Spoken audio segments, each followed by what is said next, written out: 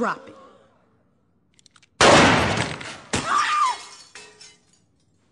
Anyone hit and need a lawyer?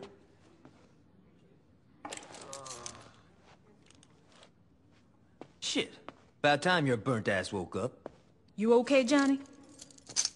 Yeah, aside from almost getting sent to the chair, I'm fucking great. There's really no way to talk about Saints Row 2 without at least mentioning another small game first, so let's just get that out of the way right now.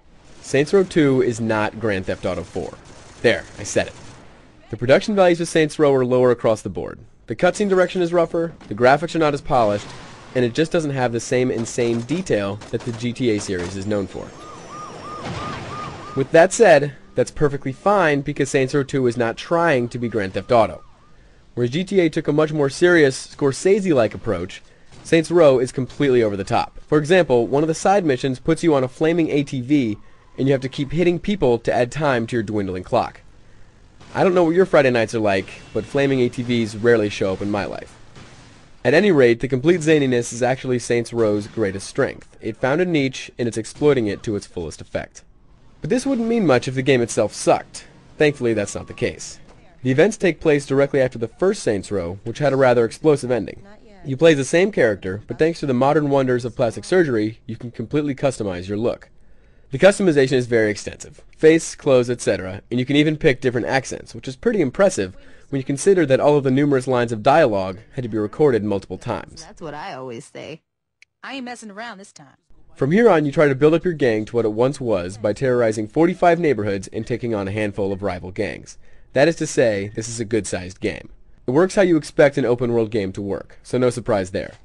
As a neat bonus, you can get perks for beating missions, things like health bonuses or a new fighting style.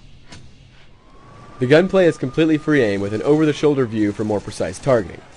This aiming might be a little clunky for some people who are used to auto-aiming, but I didn't have much of a problem. And while it's functional, the melee combat is a little janky.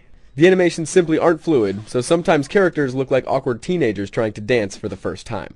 The artificial intelligence demonstrates some behavior that regresses even further than that, as enemies will occasionally stand there totally unaware of your presence, despite you being 6 inches from their face. The game also has a few issues graphically.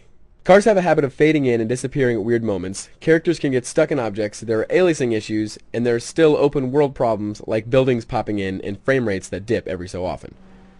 Even still, the game does look good, just not great. The soundtrack is also very strong. There are 11 different radio stations, and it's a good mix of stuff, including genres like hip-hop, funk, and 80s music. Multiplayer is also a strong point for Saints Row.